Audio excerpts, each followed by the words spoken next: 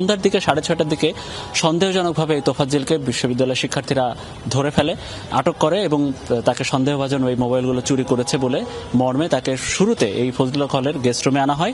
Guest রুমে আনার পরে তাকে বেধড়ক মারধর করা হয়।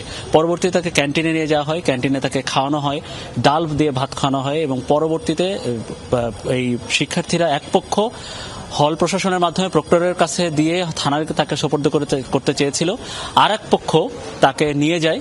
তারা হচ্ছে এই ফজলুল হক হলের এক্সটেনশন ভবন যেটি বলা হচ্ছে, সেই এক্সটেনশন ভবনের আরেকটি গেস্ট রুম, আলাদা গেস্ট রুম আছে, দুইটি গেস্ট রুমে তাকে মূলত নেওয়া হয় এবং দুই দফা তাকে বেধড়ক মারধর করা হয় এবং এক পর্যায়ে তাকে শাহবাগ থানায় নিয়ে সে গুরুতর অসুস্থ হয়ে যাওয়ার পরে তাকে নিয়ে যাওয়া হয় ঢাকা মেডিকেলে। সেখানে করে সে বমি করে সে আসলে মারা যায়। এটা হচ্ছে মোটামুটি ঘটনাক্রম। এই ঘটনাক্রমগুলোই শিক্ষার্থীরা আসলে কারা কারা সেখানে জড়িত এই প্রত্যক্ষদর্শীদের সাক্ষ্য নিয়ে তদন্ত কমিটি সেগুলো বের করার চেষ্টা করছে।